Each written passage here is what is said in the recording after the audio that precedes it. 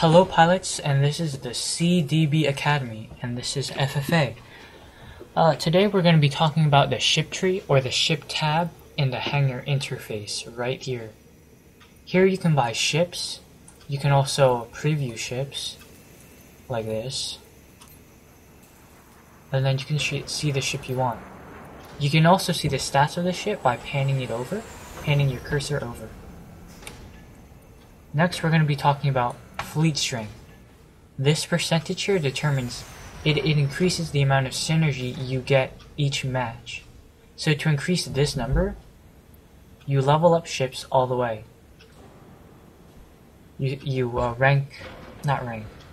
synergize them all the way. So for the axe, you have to synergize it 5 times, and once it's fully synergized, a percent increases.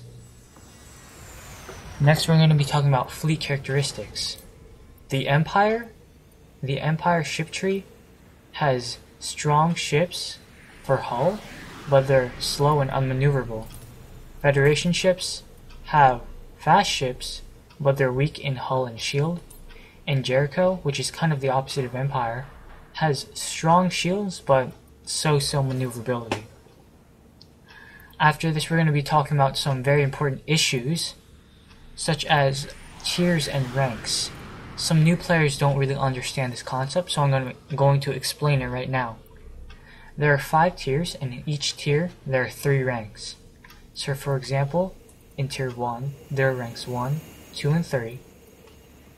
In tier 2 there are ranks 4, 5, and 6, and so on.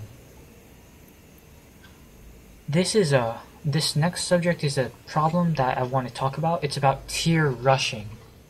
It's when you go as fast as possible through the tiers without knowing exactly what your ship does or learning how the game mechanics work. So what I implore you to do is to slow down and understand each ship role before you move on to the next tier. Then you want to understand the rest of the hangar so you can really know what you're doing and you won't die a lot. There are some ships, some players that just speed through this and then they bring the rest of their team down, because when they go to tier 5 they're going to be facing players who are much more experienced, or at least tier 3 they're going to be facing players that are much more experienced, have better equipment, and it's going to be hard for them, and they're going to stop enjoying the game and they're going to stop playing.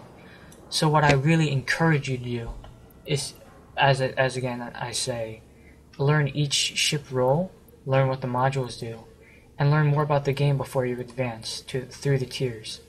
So tier 1 is for basically learning basic controls. Tier 2 is a step up.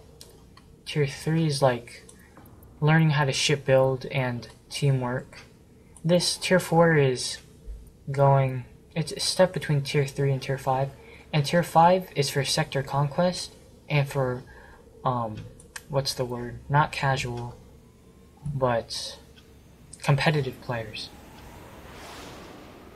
Another subject I want to talk about is, is people bringing low tier ships into higher tier matches. So for example, I will install this into one of my slots, and if I launch into this, it will bring me into a tier 5 match. It'll bring me into a tier 5 match, and then if I use these, which are lower tiers, I'm gonna suck badly because the ships in tier 5 are much better than ships in tier 1 and tier 3. So please do not bring ships, lower tier ships, because you will, even though you gain a bit more synergy, which is not that much, even though you gain a bit more synergy using it, you'll bring your team down and you'll often end up losing, making you get a lower percentage of synergy and credits. So please do not bring lower tier ships into higher tier matches. Finally, I want to explain secret projects. Excuse me. Here you can manufacture specific ships, like the Caltrop, using items found in Invasion. You craft them, and then you make them, and then you can fine-tune and design exactly how you want it. So for example, I can click this, manufacture, and I choose the slots I want, up to 9 total. And then you need stuff to build this. So, I think that's all we have to go over today for the ship tree. If you have any questions, post them below in the comment section, and don't forget to subscribe. This is Efefay, peace out, and see you in battle.